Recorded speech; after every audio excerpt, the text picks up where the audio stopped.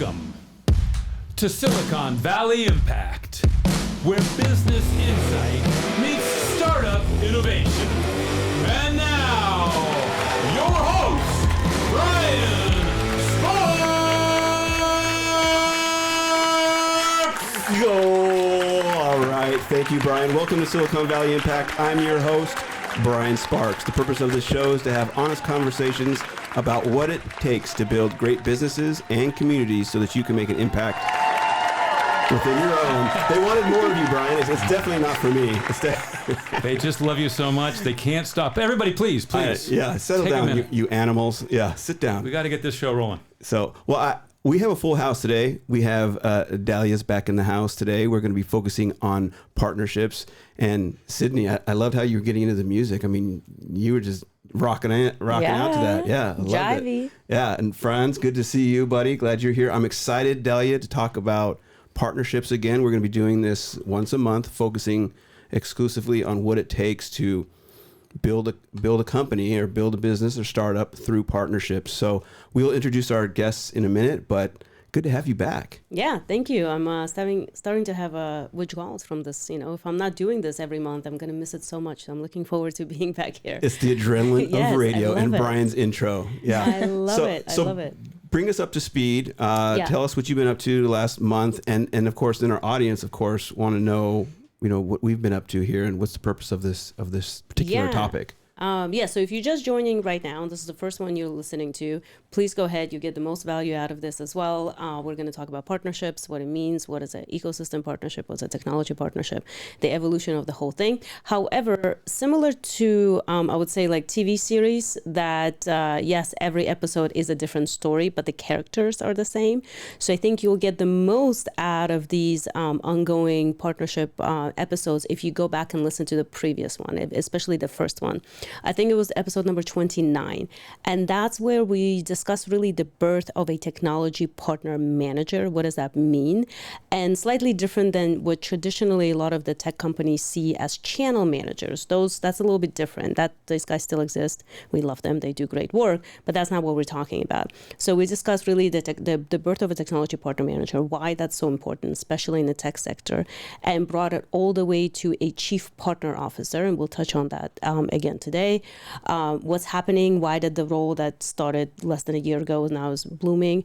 So we touched on a lot of it. We're going to repeat some of it, but again, just highly recommend you going back and listening to episode number 29. Yeah, and also I want to make sure you give a little background on your company and your experience. But I think the reason why, again, we're talking about this is, as you mentioned, the role is evolving, much like HR did 10, 15 years ago. It really elevated to the C-suite.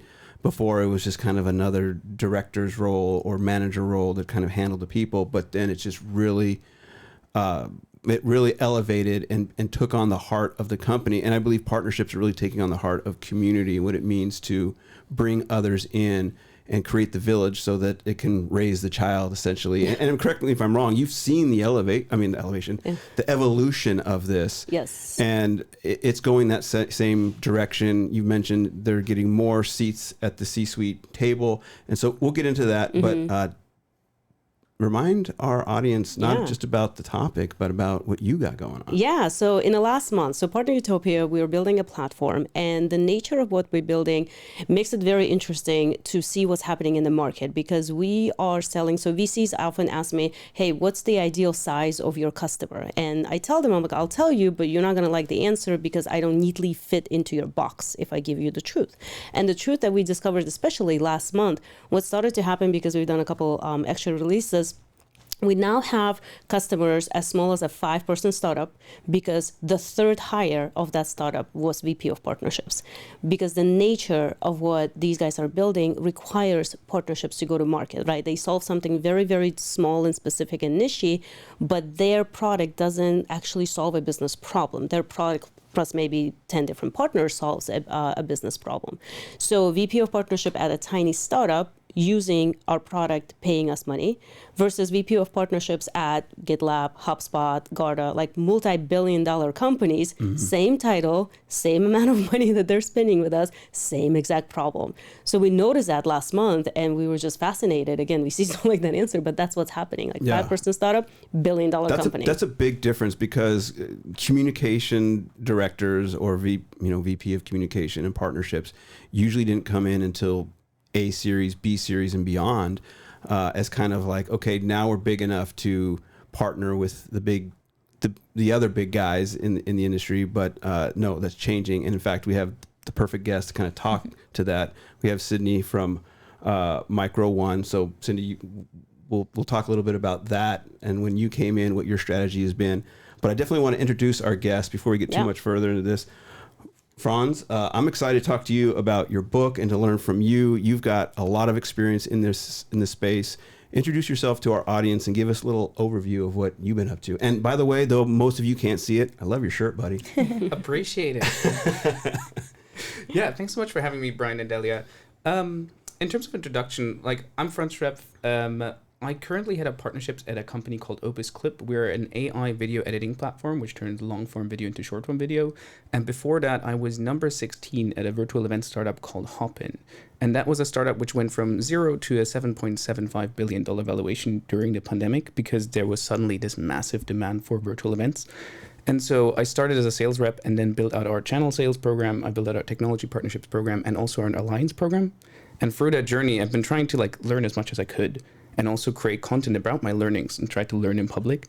And so that led me to create a show, which is called The Partnership, which is bi-weekly on LinkedIn Live. We have monthly meetups in the Bay Area together with partnership leaders. Shout out to Partnership Leaders, which is led by Asher, who was on the show in episode 29. And I also recently published a book, which is called The Book on Partnerships, where we interviewed over 50 different thought leaders, including Delya, on partnerships to try to break down what a partnership is, what types exist, and how they can help your startup. I love it. I feel like already, Delya, we've had the rock stars of partnerships in here. Oh, yeah. So I'm excited about this. And to bring in another rock star, Sydney, good to see you. Glad to have you in the show. Good to see you. Thank you so much for having me here today. Yeah, give a little intro on what you're working on, kind of your background, a little bit about Micro One, and what your strategy is as kind of being new to the partnership game. Yeah, so I'm Sydney. I'm head of partnerships at Micro One, and we built an AI recruiter to help companies hire global talent. And I've been friends with the founder for a while. I was actually building my own startup prior to working at Micro One, and since I was familiar with how to grow a startup, Ollie was like, "Why don't you come on board and help us build out our connections with people in the space?" We kind of moved our focus towards our SaaS product, which is our end-to-end hiring tool that helps recruiters streamline their hiring process through AI interviews. And I was like, sure, I'll come on board. I'll see what I can do. And I'm the only team member that lives in San Francisco. So I started going to all these events. I started seeing everyone posting on LinkedIn. And I was like, this is a great strategy. I feel like people are really eager to help each other in this industry. And when you look at who's your potential client or who you do business with, it's people that you trust. It's people that you know. And so I think building those real relationships is really important. And I've just seen so much success in actually meeting people in person and then following up with them versus just doing cold outbound for lead generation. So it's been fun to test the waters and see what works. I love it. And so we'll come back and talk a little bit about what that journey has looked like, and we'll talk a little bit more about Micro One and what the arc of that startup has been like, and get all into that. But Delya, let's start with Franz and the book and his insights and his experience. I'll let you lead the charge on this one. Yeah, absolutely. So it's interesting. The book is so important, right? Because this is not taught in schools. You can take an MBA course, you can take a marketing course, whatever. The only introduction that I had when I went to school was just some very basic reselling for retail companies, right? And I think that's still what's happening. But the fact that there are 500,000 partner managers worldwide, right? The fact that every tech company now has a very substantial team. Where do we get our knowledge? We don't learn this at school. We don't learn this anywhere. So the fact that people like you are writing books and just documenting. I think it's very important, especially for somebody up and coming in this new role, because we like to see it done well. Partnerships sometimes get a bad rep because they're seen as this kind of loosey-goosey biz dev relationship, but that's not what it is. There's so much more to it. So did you just kind of get thrown in the trenches, much like Sydney's talking about, like, hey, you're going to be in a partnership and you had to figure it out? Because I want to pivot to Franz in a minute and say, what was the inspiration for the book? It sounds like you were learning a lot, you're still learning, and you had to just write it out, essentially. Brian, It sounds, can I get you to hold the book up to the camera? Yeah. So I want everyone to see. Mind, let's just go ahead and, exactly. Hold that there for just 1 second. Okay, For people like watching I'm on having video. Exactly. my Vanna White moment. Perfect. And the book is called can you tell me the title of the book? Yeah, too, so please? the book, it's the book on partnerships. And so Franz, tell us a little bit about what was the inspiration for the book. Yeah. You in your intro, you're saying, I'm learning. Was this part of the learning process? Yeah, absolutely. Similar to what Delya described, I was just thrown into the deep end. So at Hopin, I started on my first day with 20 sales calls. That's just how crazy the inbound was. So each one of us had 20 sales calls. We had over 1,000 inbound leads a day. It was just unmanageable. And so quickly I realized this was not something that could sustain. I want to have a life as well. I can't just sit on sales calls all day. So I needed to figure out who can sell for me and who can service these virtual events customers for me. And that's when we had a crucial insight that a lot of our inbound actually came from agencies who hosted in-person events and now had their whole business wiped out because all these in-person events were canceled during COVID. And so I sat down with 10 of these agency owners and was like, well, if we had a partner program, what would it look like? And so then we iterated with them, tried to figure out how can the agency sell for us and how can they service our platform? And we came up with a model which was super successful. It drove over $13 million in revenue in the first 3 years. And with that model, we were able to scale globally instantly. So we had agencies in New Zealand, we had them in Germany, in France, and South America, everywhere. Language coverage, global coverage was immediately accessible. Well, okay, so and I had to learn all that from scratch. Okay, so that's immediately I'm fascinated, and I'm sure Sydney, you're leaning in on this. Mm-hmm. You're using these words, agency, inbound. Yeah. What does that mean? You started getting this partner program. What is an agency that would a startup be able to identify and say, oh, I can do that? Yeah. So what does that mean? Break it down a little bit. So oftentimes you don't actually identify them, they identify you. Yeah. So oftentimes you have agencies who just use you and you don't even know about it. And agencies are basically service providers. So what they do is they work with a large customer. In the events business, it's pretty obvious. Google might have a budget of hundreds of millions of dollars for their events. And they just hand it to an agency and go we don't want to manage 200, 300 people to set up Google I/O. You set that up. And so the agency just takes all their money and then buys all the vendors, manages the process with the speakers, training, and so forth, and just does a full-on service package for Google instead of Google having to manage all of that themselves. And so you identified these partnerships that could deploy your service to the market. Yeah. And essentially, you got almost immediate results. Yes. It was just a sign of the times as well. During COVID, there was just incredible inbound for virtual events. Everybody wanted to do this because all the virtual events had to move online. And so we needed to figure out how can we get in front of more customers, have more people pitch, and how can we service them as well? Because what we realized is that every time we sold an event, a month later, we actually had to be there and support it. And that was just a kind of a clear growth chart of oh my God, we need to hire all these people in order to service all these events we just sold. And so that was unsustainable for us. So the agencies allowed us to have a massive services business around our platform without actually having the overhead of hiring all these people. So Delya, I'm going to kick this back to you because I'm fascinated about what he said. A situation arose in the market, and that was COVID. Mm-hmm. There's no playbook for this. So our partnerships, and I'm sure, Sydney, you're experiencing this too, kind of with the startup and being thrown into the deep end. Are partnerships constantly becoming this entrepreneur where they have to think outside the box and then ultimately create and find the alliances, as you're talking about, to move any projects or companies forward? I don't know. I can geek out on this. So let's take COVID out of the story for 1 second, just so we can make it, because that situation that Franz discussed, it happens all the time. So taking COVID out, what happens? Would this have happened without COVID? This is how it would usually go. And yes, partnership people, I say that all the time, are the most creative, crafty people I've ever met. And partially why we created what we created is because with that creativity, unfortunately, is hey, you want to paint something, but you have to go make your own paint and make your own paper, and you have to do everything yourself, right? So we're trying to kind of make sure that partners continue to be creative, or partnership managers continue to be creative. But so Franz is experienced right now. So we see that a lot with startups. So at some point, either the startup is becoming a unicorn, is about to hit a hockey stick, whatever the term is, the latest term is, but just about to experience some sort of insane growth, right? And hopefully a lot of startups do. What happens then? That startup, do they have some sort of PS team? Have they thought it through? Do they even have support that is more than just a chatbot? When you say PS team for professional services, okay, right? So some sort of a services organization that helps you. Actually, when you buy Cisco, right, you're 1/3 of what you're going to pay to a large company comes with some sort of a service that this company will implement, because the larger companies get used to it, build their own services, it becomes a moneymaker. A startup that's about to hit that hockey stick growth gets hit with it. So like, you know, it's a big surprise to it. So zero startups that I experience are ever ready for that. And the biggest thing that could break them, where they cannot sustain growth, is because they cannot service around it.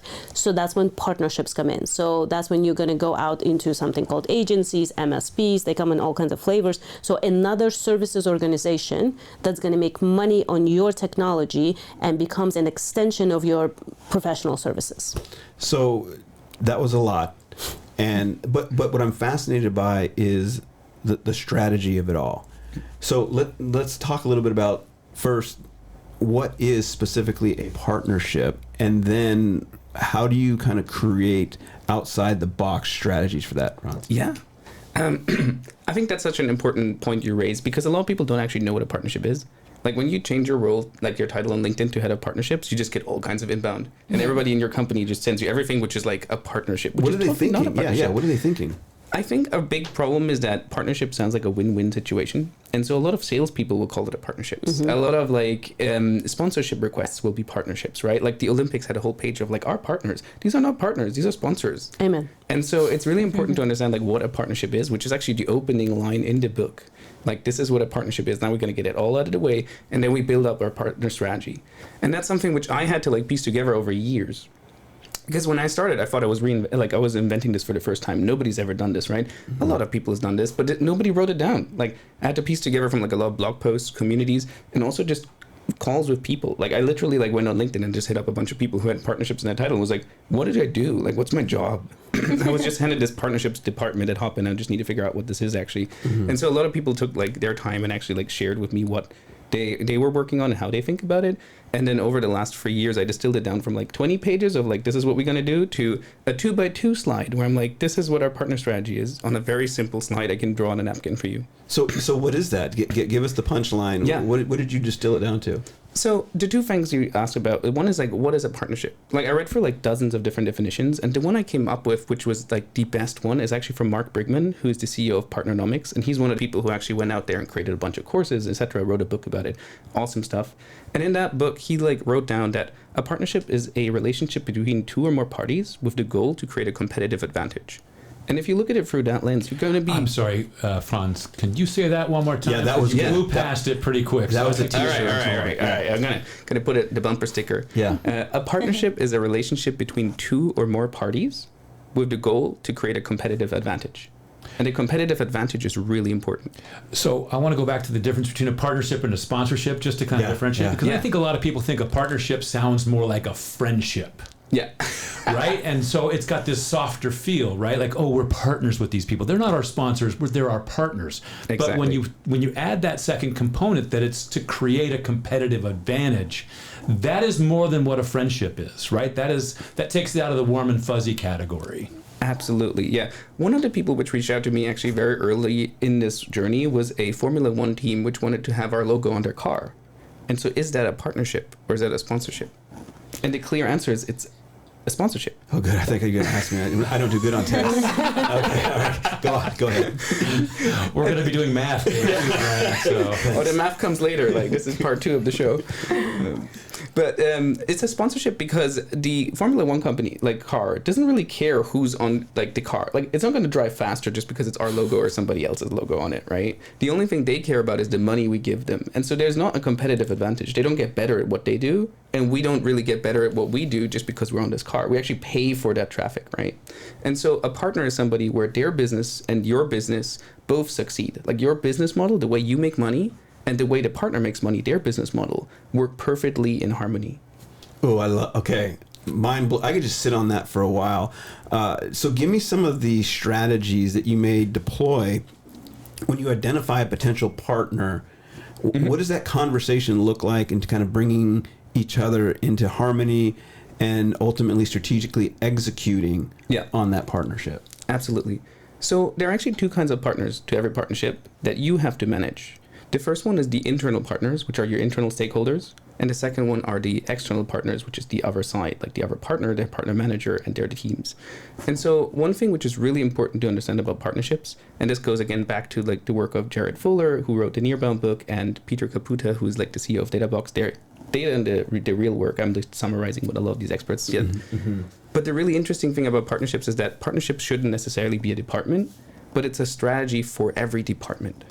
And so you need to figure out like, who are we supporting with this partnership?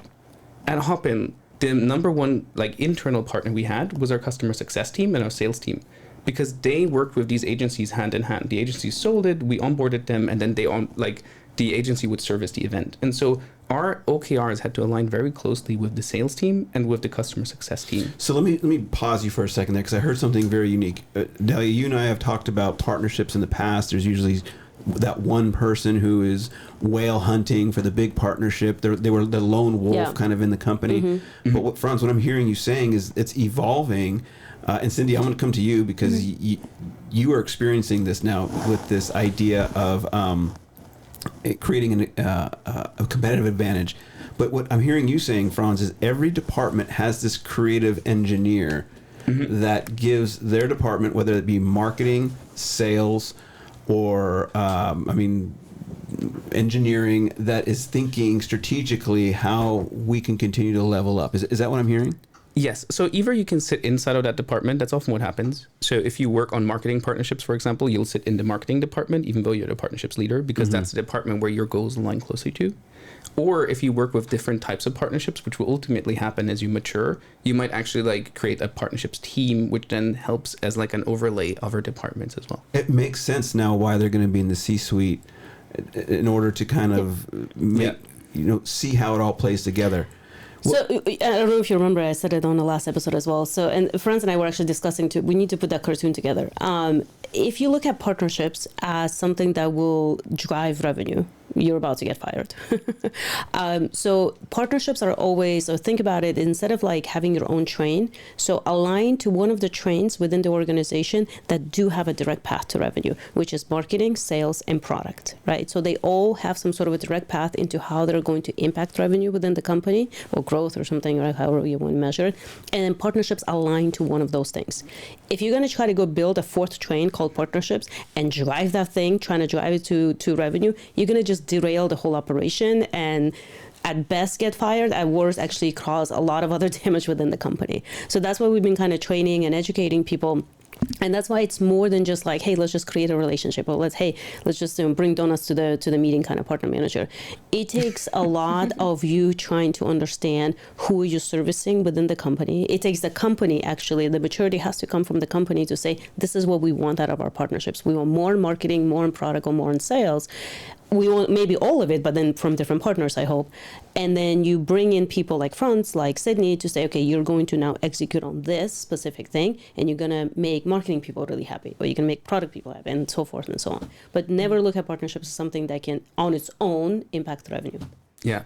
It also hangs together with like who you need to execute. So if you drive marketing partnerships, you probably need your marketing team to support you with affiliate management and with blog posts and like event sponsorships and all these kind of things to like help you succeed with the marketing partner. And so if you have your own goals separate from the marketing team, you have all these great plans on like what you want to do, but you can't execute on them because you're often like just a lone wolf of like 2-3 people. So you need those other teams to work with you in tandem. And the only way to do that is to actually align yourself with what they're working on and their goals. Sydney, I want to look to you. What are your thoughts hearing this, all of this? Because again, you are forced to kind of look at the big picture and figure it out in an early stage company. Now Franz has kind of worked in all sizes of companies. You're hearing this. What are you hearing, and what are you experiencing in the early stages of your company? Well, I completely resonate with everything you guys are saying, especially at a not super small. Micro One has about 30 people core team. but it's still small enough that every single team works together. So everybody wears all the hats. Like I'm partnerships, but I also work super closely with marketing and sales and product.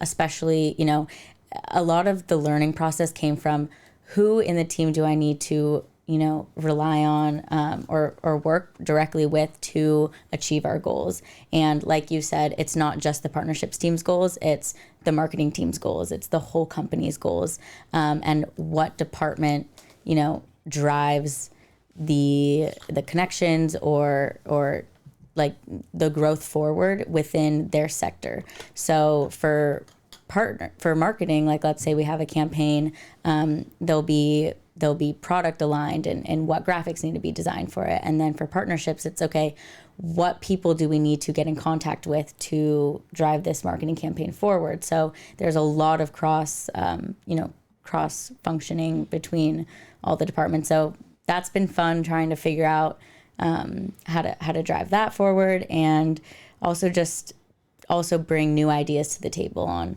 on looking at Silicon Valley and looking at how are these other companies, meeting other people in the space that can help them and going to these events. So it's definitely a learning curve, and I think your book is going to be very beneficial. So I have a question for all of you, all three of you, and I want you to chime in. A successful startup, any successful business on any level, has systems in place that help generate revenue, builds the business. It's just a series of systems. But what I'm hearing is that the partnerships, whether early stage or later stage companies like OpusClips, they have their systems in place. Sometimes they don't, but you have to push the envelope on things in order to get things to grow. How do you challenge the status quo, but yet at the same time create new structure, then redesign the structure? It feels like you almost constantly have to break the rules, but at the same time play nice so the old rules fit together in order to create I don't want to go down too far of a rabbit hole here, but how is that sustainable in terms of the partnership mindset? Franz, I'm going to start with you, and then we'll go around the room, and you guys are going to build on that. Yeah, definitely. So what I think is very important to understand is that your customer always comes first. So when is the right time to invest in partnerships? Is probably after you have PMF, or after you have at least like a sales motion where you think like, okay, this can work for me. Because what happens otherwise is that you just go to a partner, you say like, here's my sales pitch, here's my product, now go out and sell it. And the partner will go out, try to sell it, and then comes back and goes like, it doesn't work. Partners are like more risk averse than you. Partners, like you should only work with partners if you feel like you actually have nailed down your product yet and your go-to-market strategy in a way. The second thing which is really important to understand is that partner strategy is your company strategy. Your partner strategy is a big piece of the company strategy, because when you build out any department, if it's your product team, your sales team, your customer success team, or marketing team, the way to think about it is, do we build, buy, or partner on a capability? And so what's really important to understand is that you can't do everything. The everything platform is a trap, especially on the product side. It's like the most obvious. If you try to build all the functionality your customers want into one product, you're going to fail because you're going to do nothing good. And so you have to understand, like, okay, what are the bits that we need to bring in-house? These are core activities that are crucial to us in order to compete in the market. And where are the capabilities that our customers ask for, but they're not really core activities? We don't really want to build them in-house. So we should outsource them to a partner. And that's something you can go through for every single department. You can just have a 2x2. We have core activities on one side and urgency on the other side. And then ask yourself, like, is this something we need to build because it's like not very urgent, but core? Is it something we want to buy because it's like super urgent and core, and so we should bring it in-house, but we can't build it in time? Or is it something which is not a core activity, but very urgent, and so we should figure out, like, can we just build an integration or train somebody to do this service for us? Interesting. Okay, Sydney, same question to you. There's the structures that need to be established. Then once they're established, they're in place, but partners need to kind of come in, work within that, create. There's constantly this build and grow and follow. It feels like you're kind of all over the place. How have you created the mindset to be successful at your role while creating, but yet still following the rules that the company is kind of putting in place? Yeah. If that makes sense. I probably no, lost that makes everybody. Sense. I think it's definitely nice to have a structure in place on, this is the way our teams work together. But there's definitely room for bringing your own ideas to the table. And that's one of the things I love so much about working at a startup is no matter what department you're in or what role you have, if you suggest something to drive the growth of the company forward, most often we'll experiment with it. And if it doesn't work, we'll move on, but at least we tried. And a lot of times at like bigger corporations or bigger organizations, if you have an idea, it's not going to get past your manager. You're not going to have a direct impact on the growth of the company. So I love the fact that if I'm, out in the wild at these events and I meet people like you guys who have such amazing experience in partnerships, and you come to me with an idea and I say, oh, I want to run with this, it's, there's a very high probability that I can experiment with it. So I can experiment while having, the structures in place, and I can rely on my team members to facilitate, that organization of actually executing it. I'm excited to keep learning more about, ways that Micro One can adopt your strategies. So we're going to take a quick break, and then when we come back, Delya, same question around summarizing that and the mindset around partnerships. So with that being said, Brian, take us to break. All right, thanks, Brian. And we're back. We're here talking about the topic of partnerships. And Brian, I love the break because the energy kind of elevates. Right. I check in with the guests and say, hey, is everything going okay? What do you want to talk about next? And then we just start popcorning. And I love the energy that picks up. So I want to re-engineer that, but I also want to keep my promise to the audience that, Delya, we were going to start with you about the mindset and summarizing kind of like where we're going. And then we're going to talk a little bit about some case studies, use case, some experiences that we can give an example, but go ahead and summarize and this idea of partnership mindset. So wanted to just touch on both what Franz and Sydney said. A couple of things. I know a lot of startups listen to this. So Franz, you were saying this and I just want to repeat it. We work with a lot of startups. And if you're a startup and you're coming in and you're looking at partnership to substitute either sales, marketing, or engineering, not going to happen. It's just not going to happen, right? To what the example that Franz said, let's say you come in and say, you think you're going to go train another company to sell on behalf of you when you yourself cannot sell, right? You don't need to have an elaborate sales team or anything like that, but your product needs to be sellable. So if you cannot sell your own product, no partner will sell that product, right? It's just, then don't invest in that. So we actually turn several of startups, not away, we're just saying, hey, you're not ready for this because you need to grow your own direct sales team first. So that's the one thing, right? Same thing with engineering, by the way. So we have several startups who coming in, they're like, oh yeah, so we're going to do this little thing, and then we're going to go partner with Intel, Cisco, really large companies, and they will basically give us engineering and complete this piece of code, and therefore I don't need to hire engineering people. Same thing with the sales. It's just not going to happen. Another thing that Franz touched on, and then Sydney's experiencing right now, and to this whole like, hey, it's the partnership. It's not a relationship, It's not like I said, some biz devy activity, right? There has to be a systematic, repeatable progress and success between the two companies when the two companies need each other, right? So you wanting to partner with somebody, first thing you have to ask is, do they want to partner back with me? When you start asking these questions and you're aligning to the company goal, so you're not partnering for the purpose of partnering. That's again, that's the worst thing you can do to your company. Make sure you're partnering as an extension to the company's business model or business plan, right? That needs to be an extension, that needs to be complementary. That's when it's going to work well. And it shouldn't be easy necessarily, right? Because it is a very creative, crafty job. You are pulling resources. You are doing 17 different jobs. But it should be like good hard. I don't know, like a good stress, Mm-hmm. If you're starting to hit a point where it's impossible, then look at to why. I have quit jobs because I got to a point where like this is impossible because partnerships were just simply not right for that company because of the nature of what they did or the timing or whatever, right? So to other partner managers who are listening to this, if you really hit that point where it's impossible and you spend more than a quarter and it's just not happening, leave. So are you saying that execution can be difficult? Now, I mean, I'm Franz. I'm looking at the book, and there's a part of this about going to market, and is that what you kind of referring to? Right. I mean, something needs to come out of this partnership, right? Just the effort. So if all you did was launch a press release announcing a partnership, and like 2-3 quarters later, nothing else has happening. Yeah. Something is wrong. Either the company's not ready for it and you're not getting the resources. Maybe it's the most ideal partner and you're working your butt off, but maybe the company's not ready. To a point, like, are you getting marketing support? Are you getting sales support? So maybe the company is just not ready. So let's explore that, because we were talking about during the break was some practical experience of like what that looks like. And Franz, you brought that up, like, hey, let's talk about what this looks like in motion.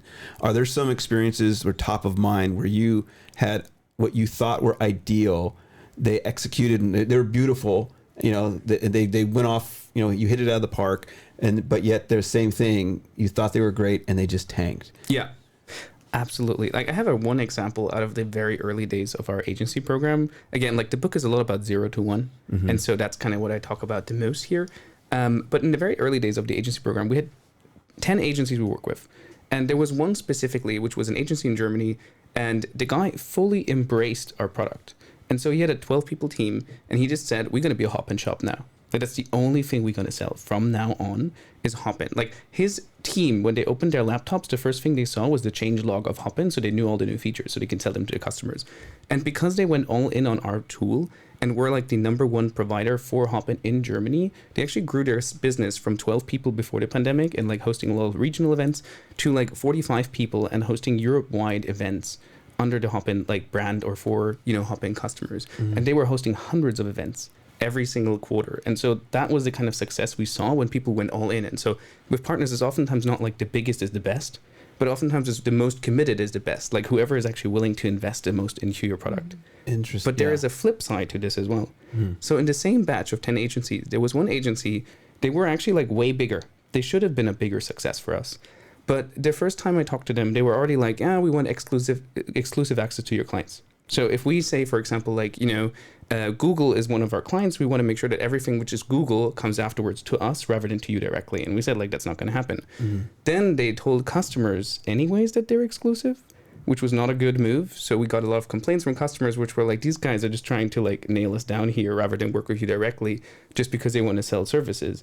And so clearly their business model was trying to like steal money away, I guess, from us because they weren't good at providing the services. And so, as I mentioned, like, their business model and our business model were not competitive. Well, we'll slow that down, because I think you were a bigger company at the time when that happened, right? I mean, correct me if I'm wrong. We were like around 70 people at the time. We were still very small. We grew to like over 1,000 in the course of that. But at the very early days of Hopin, like, we were only like 70 people. But that problem could just crush a startup. Absolutely. That's the kind of channel conflict which a lot of people are really worried about when they think about agencies. Like, if you go in and go like, hey, we bring in external partners, like, everybody's worried about like, oh, but what if they compete with our sales team and so forth? Well, I'm not going to say a name here, but there's an accelerator that really champions partnerships. And oftentimes I've heard, working with this accelerator and the startups that come through, that's all they're there for. And so they're wide-eyed and eager to have partnerships, but they don't know the downside to this. They just think, oh, if I partner with this company, I'm going to succeed. But you're saying, no, that's not true. Correct. What are some things that they could look out through that experience? What have you learned that startups can look out for in partnering with other companies? Yeah, and it's a great point. Like, partners provide you leverage, right? If you onboard one partner with 45 people, you just have a sales team of 45 people you just onboarded. Mm-hmm. That's awesome, right? That's like incredible leverage, but it can cut both ways. Like, if you have 45 people running around selling something they shouldn't be selling or overselling and then blaming it on you, that's not great. Mm-hmm. And so the story actually continues with this partner, because with this partner, they were so unhappy with us. What they did behind our back is that they developed their own platform, and then they would attract customers under the Hopin brand and then try to pitch them their own version of Hopin. And so that was kind of something which they did, where they tried to bait and switch people. And we only found out, luckily we found out pretty much the first time they did it, because that partner went around and was like, why are they trying to sell me something which is not you? But that's when we realized, like, if a partner is really unhappy with you, if a partner like complains a lot about your program, if a partner says like, you're not treating them nicely, or if customers complain about a partner, you should probably cut them out as fast as you can. because that's just gonna like spill the whole bunch. And like I give the Hopin leadership team a lot of credit that they actually like went through with the partnership program, even though one of the first 10 agencies we ever worked with was like a bait and switch and like caused us a lot of headache. Wow. And Sydney, I want to bring you in on this. Early stage startups, you're looking for partnerships. You're kind of like in this phase of like, before you pick the fruit, you're squeezing it and shaking it. And, you know, it's like you want to get the right one. Right. What have you identified as early stage partnership success and a no-go on partnerships? Yeah. And the early stage partnership success, you can, I'll let you off the hook. You don't have to say Silicon Valley impact. So go ahead. Some of your early stage. That's a given. Yeah. That's a given. Some of your early stage successes, which you've identified, and some that you're kind of like, I don't know if that's going to work. Yeah. So definitely early stage successes is partnering with VCs and accelerators. So like you, Ryan, also Ignite GTM. It's been great working with Bill and Jessica. Give them a little shout out. First guest on the show, by the way. Yeah, no, it's been awesome. I love meeting VCs and accelerators because they have a huge network of startups from seed to Series B. And one of our services is our talent marketplace. So we have a marketplace of software engineers. So we help startups hire for their core team. And it's really nice to partner with these VCs because we add value. So if we're, their exclusive hiring partner, they can tell their portfolio companies, oh, you're growing your engineering team. I have the perfect, company that will give you an exclusive offer, a discount. So by providing value to these VCs and accelerators, they can provide value to their portfolio companies. So that's been very successful.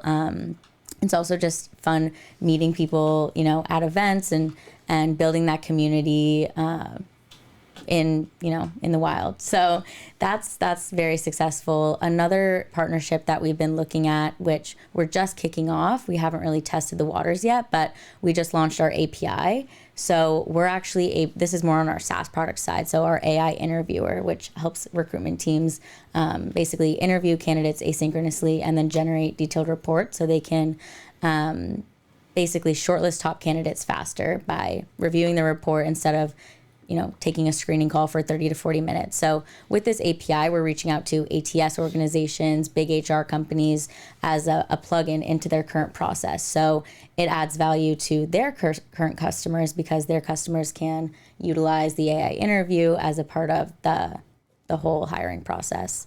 So those are successful.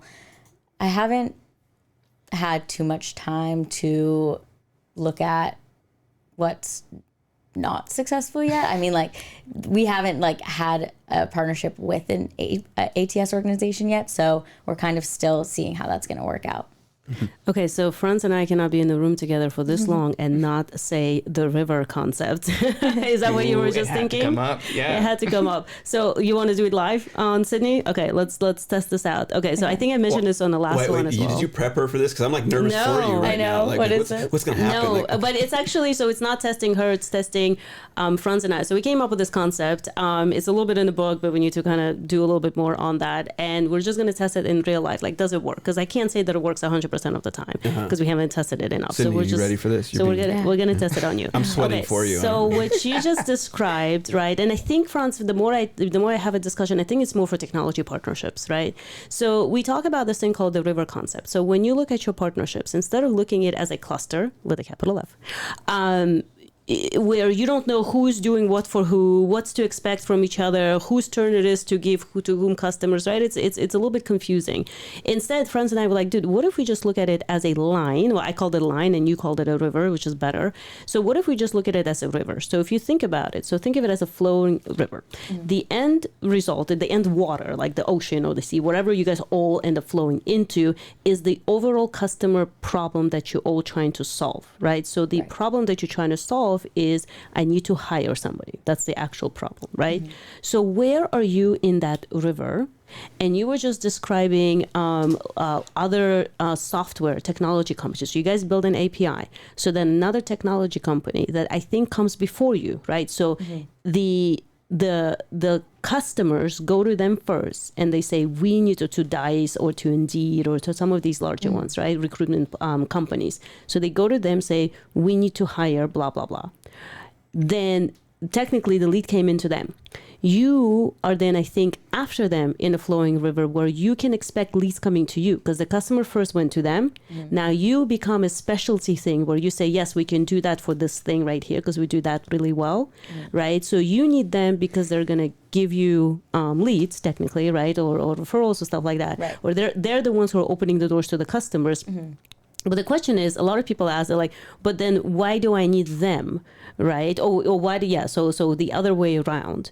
So the way that Franz and I are saying that if you're only going to focus on your partners who are upstream, who are giving you customers, and you don't care about anybody downstream, so if they didn't care about you because they're giving you customers, they would also die. They become a swamp, right? Because you become that continuity and that customer retention and customer happiness into solving the final problem because they can solve the customer solution with you much better than they can do on their own, build versus buy, or not solve it at all. Otherwise, they would not get that customer.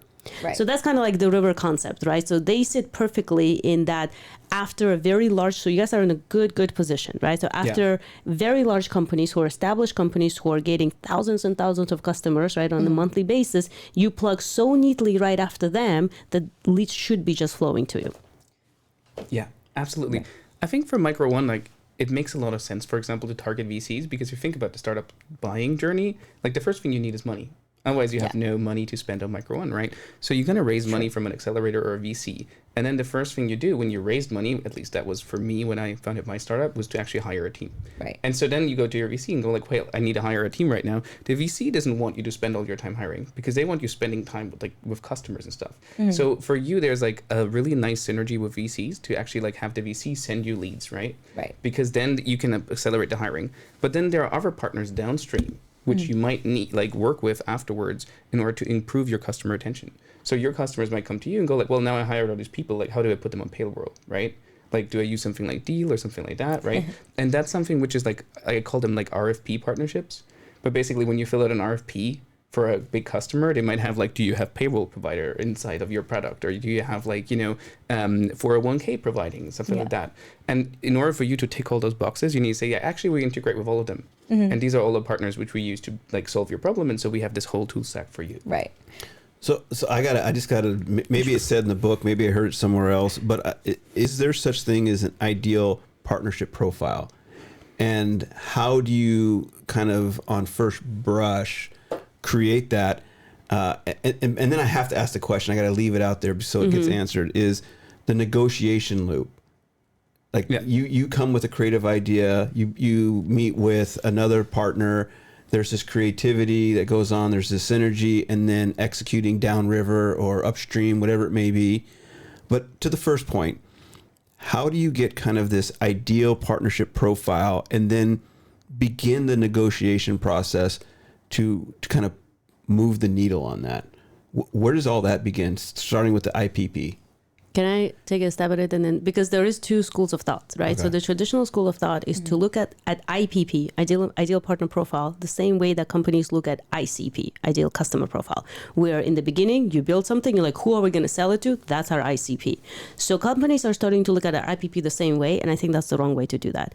I think your IPP is born from your ICP, but unlike a customer, a partner has to be proven right. So your IPP becomes something that after this partnership has delivered, something that against your metrics means you've set up those metrics correctly, right? And they're delivering, and it is repeatable. So it's not just like a onesie twosie, all of a sudden they just, so we're back disappear. To the systems have to be in place. Right, exactly. So it has to be a repeatable success with that partner, something that's trackable, something that can just continue to happen. The machine has to work.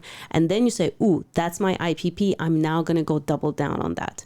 But if you're starting your journey early on to say, what is my IPP? So go find me all of these type of companies. That's how you end up in a world where half the partnerships fail.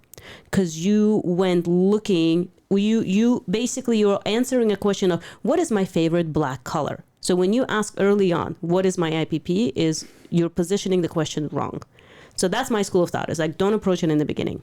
So Franz, you were shaking your head, Franz. You want to add to that? Oh, that's a great example. Like, what's my favorite black colors? Well, so we actually cover IPP quite a bit in the book. So I'm curious on like Sydney, like as somebody who's in it right now, like, have you had any time thinking about this? Because I feel like a lot of times, like, people assume that all you do at a startup is like, let me whiteboard our IPP. But in reality, what you do is go out and talk to the customers and talk to the partners. Right. I mean, we've definitely honed in on our ideal customer profile for both of our services. But IPP, I'm not too familiar with that language. Okay. If I'm being honest. That's actually going to save you a lot of headache. The IPP is something that's going to born out of your experience. So you're going to look backwards 12 months from now and you say, ooh, so all these bets that I made, right? I love how it looks like you're in a very healthy environment, by the way, because they're having you make bets. Even if they fail, that's okay, keep going. Mm-hmm. You're going to look at it 12 months from now, and then you're going to identify which one succeeded. Then you have your IPP. Right. So you're going to identify the IPP will show itself later. Granted, again, that you're approaching it systematically, programmatically, with metrics, with tracking, with all the right things. Yeah, I feel like we're definitely in that process right now. So I've only been with Micro One for about 7 to 8 months. So like not even a full 2 quarters. Or I guess just about 2 quarters. So we're seeing what that outcomes are going to be. I feel like by the end of this quarter, we'll definitely have more metrics to rely on to go back and identify what's really working, what's not. What do we want to double down on? What can we move away from? So still definitely a learning process. Absolutely, yeah. Your IPP should always be rooted in reality. And so I think that's the right way of doing it, is like go out, try a bunch of things, very like low effort things, just to like see what sticks. And then like based on that, you kind of develop your IPP. Yeah. In terms of like the way I think about it, like there is one person I interviewed on the podcast. His name is Nelson Wang. He's the head of partnerships at Airtable. And so he had a great framework around IPP, which he calls the 4 C's of partnerships. Oh, hold on. Let me get my pen and paper ready. Everybody ready for story time? Story time. Nice and slow, Franz. Especially for me. I'm the slow one in the class. In his framework around the 4 C's of partnerships, the first C stands for customers. Do you have shared customers? And that's the most important one. That's probably where like 90% of partnerships are dead on arrival. Because Sydney knows this. Like if you're a cool AI startup, everybody will reach out to you and go like, we should partner. And you go like, well, do you have anybody who would be using our integration? They're like, not yet. I thought you would be sending them to us. And I was like, build it and they will come never works. And so the biggest indicator for successful partnerships is if you have shared customers. The second one is capabilities. Like, can a partner actually do what he says he's doing? Because if they can't do what you're asking them to do, then the partnership's also dead on arrival, right? Especially with agencies, this is important. If I needed somebody in virtual events who can do AV production and they actually don't have a studio set up like you guys, then that's not worth investing anything in. The third one is capacity. Like if I say, hey, look, we have like 100,000 customers and we need you to cover 10,000 customers. Can you do this? And the partner is like a mom and pop shop with like 2 people. It's not going to be a good fit either. And then the last one is commitment. And this is where a lot of partners fail as well. Like I said, we had this tiny agency in Germany with 12 people, but they went all in and trained a bunch of people and they only sold one solution.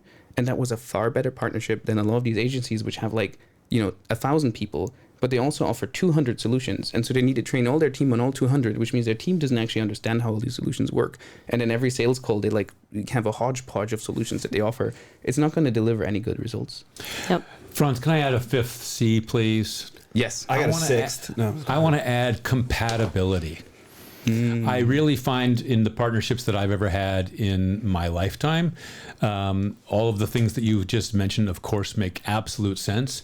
And I think that there's a level of compatibility also that I would add in there, because you have to be able to work well with them. You can't constantly be at loggerheads with those people. Yeah. Even the vision and the values of the company to be similar. And it goes, I was going to say, that's a better word, Brian, that you chose. I was going to say character. The character of the company, the character of those who are brokering the deals. And so I have one other question, but I want to go back to the one about negotiating this moving forward. Yeah. My last question is going to be, what is it about partnerships that you all love? What is it that really, has you committed to this, if we can look at one of the C's, to move this forward? But how do you negotiate these? Because that's in the book as well, negotiating the process. And so, Delya, I know you're itching to say something, so I'm not about that. For that, I'm actually going to turn it over, because that's actually probably the least experience I have in the legality and negotiation. So this, I'll turn it over to these guys. But I have something else I want to talk about. Okay, go ahead. Yeah. Do you want to take a stab at it, Sydney? You go first. Okay. So I think on the negotiation side, what's great about partnerships is that it should be a win-win outcome. And so you're negotiating from the same side of the table. Is like, how can we together be more successful? This is different from sales, because in sales, it often feels a little bit like win-lose. It's like, I'm going to take more of your money. And they're like, no, you're not. Right. And so that's kind of like the difference between negotiating a partnership. When it comes down to like, the creative part of a partnership, that's where like you also have a lot more freedom, because oftentimes like you have a lot less partnerships than you have customers. Because normally like what happens in partnerships is there's an insane power law. In that sense, it's a little bit like investing in startups as a VC. Like your top 10% of partners are going to drive all the results, and then the other 90% are not going to be like that useful for you. And so picking the right picking the right partners, and then like spending a lot of time on like understanding like how the two business models will work together is really crucial, because it makes the negotiation so much easier. Because you're not negotiating like hypotheticals, but you're actually like, we understand how we're going to work together. Now let's just make sure that like, if this partnership ends at some point, it ends like in a sane way, and not in a way where like one guy just steals the customers of the other or something like that. That's the most important part when you do your homework in advance. I love it. So we got about 4 more minutes. So Delya, go ahead. 2 more minutes. Okay. Brian's giving me the 2. So 2 minutes. Okay. Yeah. So one thing is, I'll start with what I love about partnerships. Part of me loves the chaos, right? And I like to make sense of the chaos. So you just, you referred to Nelson Wang, and he does a lot of these playbooks and templates and stuff like that. So unfortunately, because partnerships are new and evolving and very important, everybody's coming up with their own way to do it right? But you still have to do everything yourself. So when I noticed what I was doing when I was at NetApp before this, when I needed to go figure out who to partner with, all I got were thousands of pages of templates and basically just homework that I had to do. I wanted a button. I wanted to say, I want to press a button. I want all the 5 C's, the 2 C's, the 17 C's, right? Everybody has their own definition. I wanted a button. So that's what I love about partnerships, is still very, very chaotic, and there is room for automation. And that's what we're doing right now, is we're automating the chaos, which is so much fun. And that chaos is solved through Partner Utopia. Yes. Okay, all right. Sydney, why do you love what you're doing, and how can people connect with you? We got about 30 more seconds. Yeah, well, everything that Delya said and more. The chaos is definitely fun. It's definitely a good challenge to go out and see what's gonna be the best experiment, what's a way that we can drive growth, and testing that through the metrics that come out of it, and the different departments that we work with, and also just meeting people in the industry as well, and meeting people like Delya, and finding your solution and seeing how it could help my Grow One's partnership team, and how we can use that to track all of our partners and our leads that come in. So excited to use that tool and just keep exploring. How can people connect with you? You can connect with me on LinkedIn. I think my username is just Sydney Levin. You can connect with me on Twitter, Sydney Simone, Sydney@micro1.ai, email. And you'll be back here. Oh, you're going to be back here. So you all hear from her again. Franz, your book is awesome. How can people get a copy of your book and connect with you? Brian, I'm sorry, let's just say the name of the book one more time, please, just for Franz's sake. Yes. Well, Franz, go ahead, pitch. I'd say pitch the book. Absolutely. Well, let me hold it up. Yeah. So this is the book on partnerships. It's live on Amazon. You can grab a copy there. It's the book on partnerships, how startups work with partners to sell more, add features, and get acquired. And then you can find me on LinkedIn. I love having conversations with people who read the book, because finally we're on the same page. Before I would have all these conversations of like, what is a partnership? Mm-hmm. Now we're having a conversation about like, okay, I read the book. I understand partnerships. How does it apply to me? So feel free to reach out to me. I also, love hanging out with people or doing lunch and learns for their teams as well. The name of the book is The Book on Partnerships. The Book on Partnerships. You can check it out on Amazon. Franz, I want to thank you for joining us today. Sydney, Delya, always awesome to have you here. Mm-hmm. Brian, take us home. Appreciate you, buddy. All right, and that's a wrap. Thank you for listening to Silicon Valley Impact. We'll see you all next week.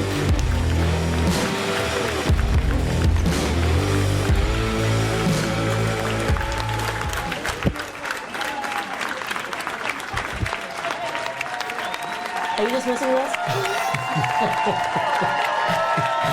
This is how it goes.